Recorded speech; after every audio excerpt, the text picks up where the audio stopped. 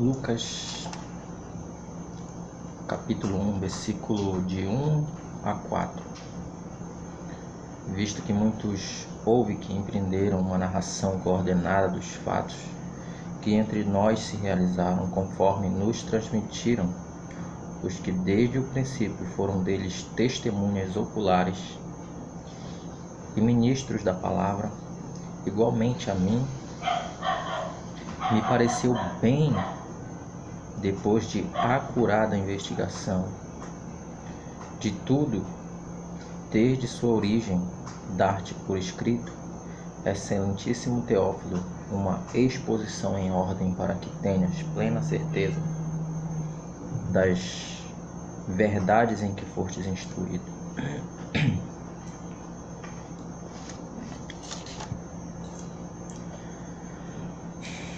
Bom, no prefácio do Evangelho de Lucas, esse aqui acabamos de ler, no capítulo 1, no verso de 1 a 4, Lucas demonstra preocupação e interesse com a fé de um homem aparentemente importante, pelo fato de que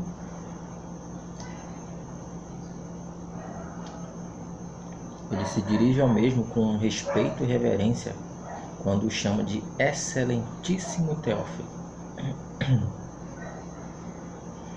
Podemos notar com clareza e até mesmo afirmar que o Evangelho não era mais uma novidade para Teófilo, quando Lucas afirma: para que tenhas plena certeza das verdades em que fostes instruído.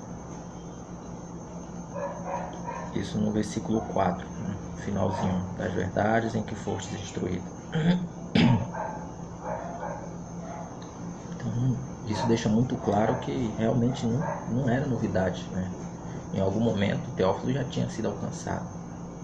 Agora devemos nos perguntar por que Lucas demonstra interesse e preocupação com a fé deste homem, a fim de que ele se firme ainda mais nas verdades de Cristo Jesus. Bom, eu não posso afirmar com toda a certeza do mundo uma resposta concreta, porque o texto ele fala muito pouco desse Teófilo, né? Então não nos dá vazão para realmente darmos uma resposta bem concreta quanto a essa pergunta. Afinal, muito pouco se sabe deste Teófilo nas Escrituras, mas posso eu, em meu humilde entendimento, supor um breve entendimento para não ficarmos em um vazio, no caso.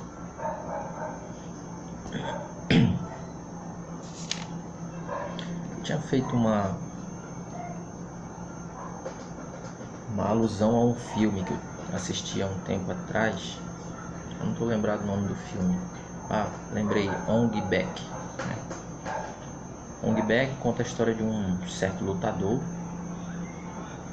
que em uma certa fase do seu treinamento, né, eu acho que é a última parte do seu treinamento, eu vou tentar resumir aqui, porque eu escrevi uma quantidade meio grande aqui, eu vou tentar resumir. Na última fase do treinamento dele, ele foi enviado com o objetivo de domar uma manada de elefantes. E o que ele teve que fazer para domar a manada de elefantes foi achar o alfa, né, o alfa daquela manada, conseguir subir em cima desse elefante e com a palma das mãos bater sobre a testa, né, sobre a testa do elefante. E com isso, o resto da manada que estava seguindo aquele alfa, né, a partir do momento que ele bateu na testa do alfa, o alfa se curvou, né, se dobrou, se ajoelhou e deitou. E assim o restante da manada que estava ali seguindo ele fez a mesma coisa, entende? Então a alusão desse filme quanto a esse texto é justamente a ideia de que Lucas se usou de uma estratégia, digamos assim, justamente pelo fato de que esse Teófilo, né, nos dá a ideia de que ele era um homem importante, né? Era alguém de comando, digamos assim, e tinha subordinados sob a tutela dele. Então Lucas, olhando para isso, né, ele simplesmente decidiu focar em alcançar Teófilo, justamente porque ele sabia que a partir do momento que ele alcançasse aquela autoridade, né, com certeza os seus subordinados ali para o local onde ele estava, né, ele conseguiria até mesmo se usar de uma melhor forma do Evangelho do Senhor Jesus, né, da palavra do Senhor Deus, justamente pelo fato que talvez lá no país dele, como talvez fosse um país até mesmo liberado, não tinha uma certa perseguição como havia ali onde Lucas se encontrava, né? Ele teria mais liberdade de repassar até mesmo esse evangelho para outras partes, né? E depois a gente vai ver um desenrolar melhor. Eu vou ler uma parte do texto aqui e explicar um pouquinho melhor sobre isso.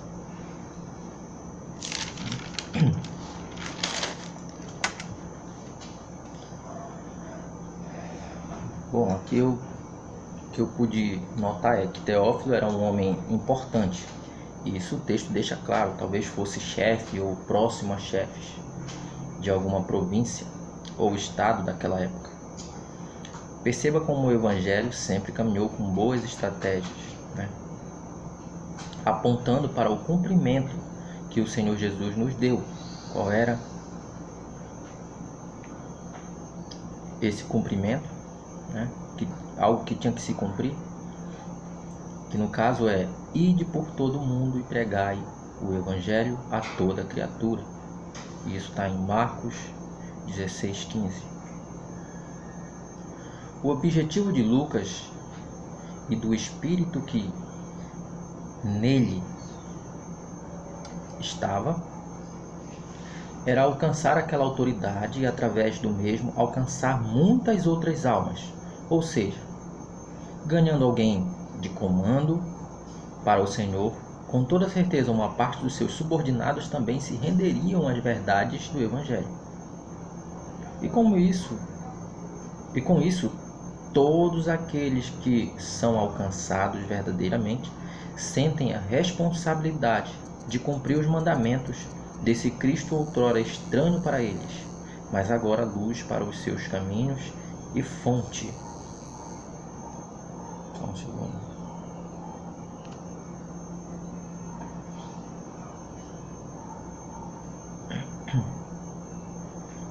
Mas agora luz para os seus caminhos e fonte de toda a sua esperança.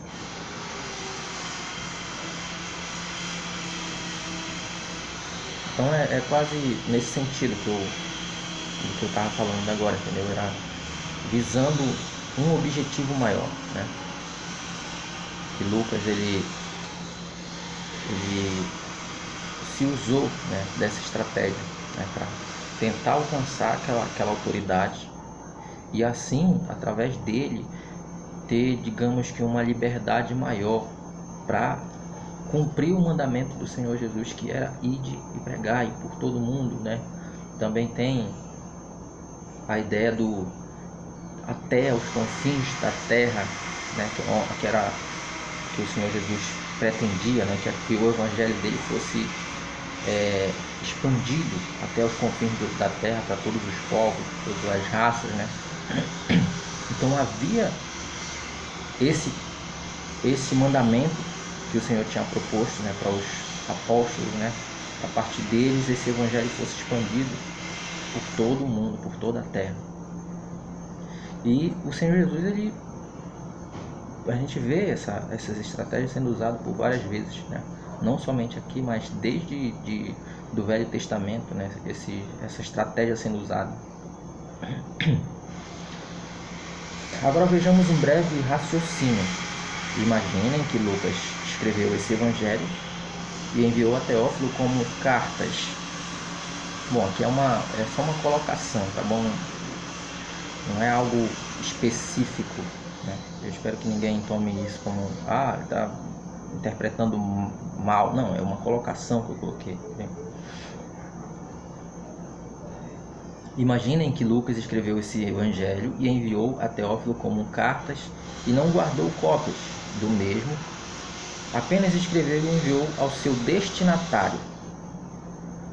Será o que teria acontecido se Teófilo as houvesse rejeitado de alguma maneira? No mínimo ele teria rasgado ou jogado nas primeiras chamas que encontrasse. Mas graças ao nosso Senhor e bom Deus, este homem, em algum momento da sua vida, já havia sido alcançado pelo Espírito do Senhor.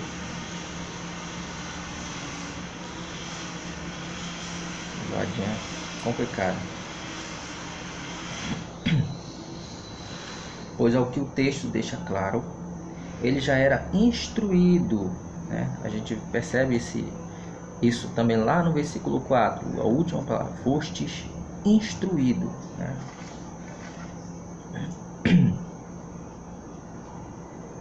Nas verdades de Cristo, né? Levando em consideração a ideia de que Lucas não guardou cópias desse evangelho, supõe-se que hoje, se nós temos, né, o privilégio de contemplar as letras e a sabedoria desses escritos outra vez, esses escritos através... Peraí, só um momento.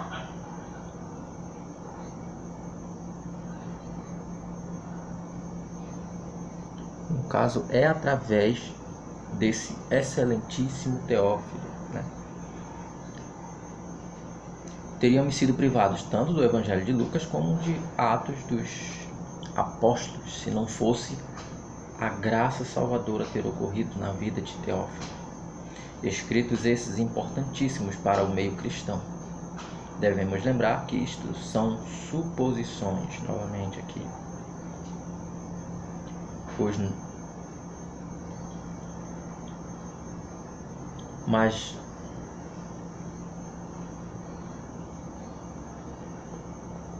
que isso nos sirva ainda assim de alerta quanto à bondade e graça do nosso Deus, que através de décadas tem usado de boas estratégias para conservar as Escrituras, para que chegasse até nossos dias.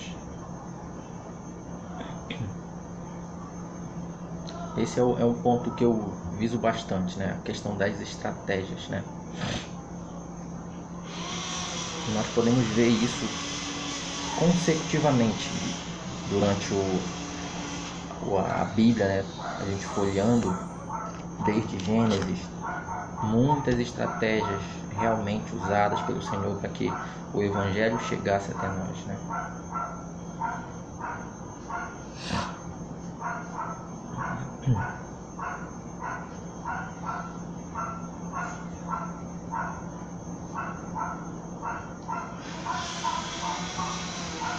Deixa eu ver aqui, perdi aqui.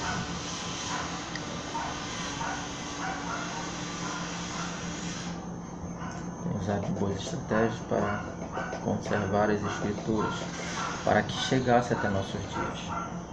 Sem contar que muitas gerações foram alcançadas pela beleza e magnificência desses escritos. E mesmo quando essas verdades foram perseguidas, olha essa questão aqui, em sua jornada até nossos dias, o Senhor as preservou em cavernas e fendas das rochas. A gente consegue ver isso na questão de como foram achados os pergaminhos, né, com a palavra do Senhor dentro de cavernas. Tem uma história que conta de um garoto, se não me engano, um pastor, né, que a sua ovelha tinha desaparecido e ele simplesmente chegou numa caverna para verificar se a ovelha estava, né, naquela caverna. Ele pega uma pedra e taca lá para dentro da caverna e escuta algo quebrar. Aí vai lá e estavam lá uma grande porcentagem dos pergaminhos com a palavra do Senhor. Então é isso aqui que eu tentei ressaltar. Mesmo quando não tiveram homens para guardar, né, para segurar esse evangelho nas mãos, o Senhor Deus se usou até mesmo das cavernas, né, para guardar esses escritos e em determinado tempo novamente colocá-los para o povo novamente, né? Ou seja, se não fosse a providência do Senhor Deus, esses escritos teriam se perdido, né, no tempo, e hoje nós não estaríamos sendo agraciados, né, com essa palavra, com as palavras do Senhor Deus.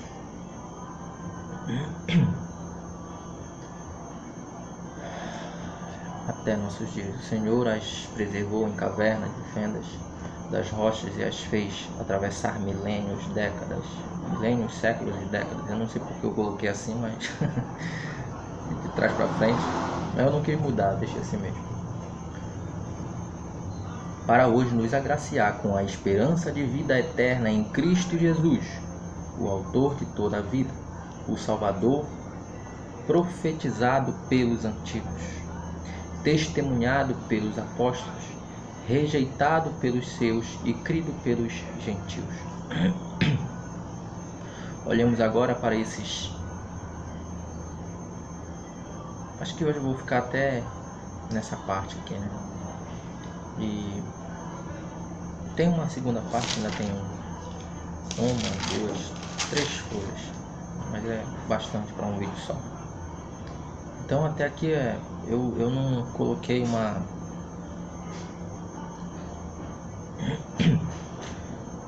eu não tentei colocar algo mais centrado no texto, né? Eu quis tentar chamar a atenção para a importância do Evangelho, entendeu?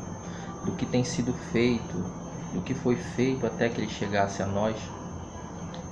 E muitas vezes nós não temos realmente valorizado isso tudo que o Senhor Deus tem feito para que esse Evangelho chegasse até nós, né?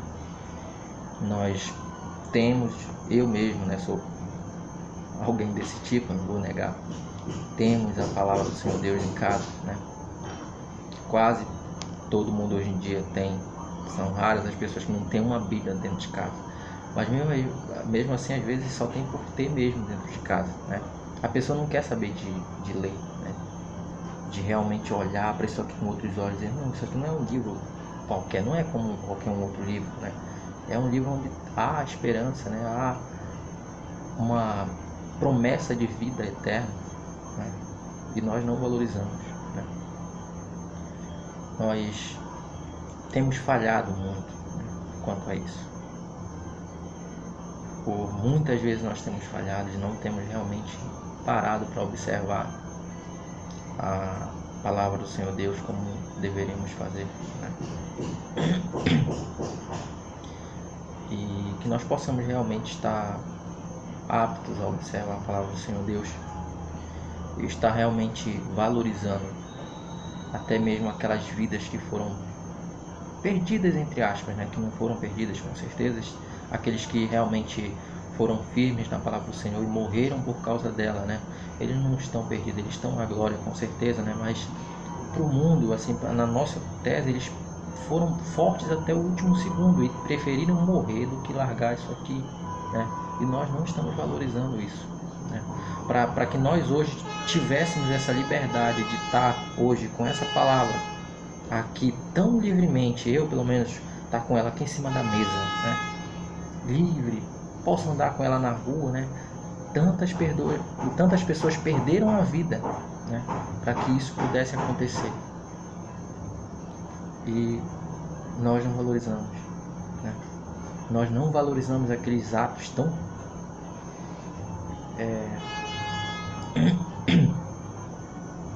tão extremos, né, desses homens santos. Nós não valorizamos isso. Então eu espero realmente que vocês possam ter entendido. Está meio baixo, é o primeiro vídeo, né, que eu estou gravando. E não sei se todos vão entender, mas eu vou verificar daqui a pouco e ver como é que saiu as condições do áudio. E possivelmente, se não sair tão bom, eu vou tentar fazer outro vídeo, se Deus quiser. Que a paz esteja com todos. Muito obrigado. Desculpa pela cabeça torada. Valeu. Fiquem com Deus aí.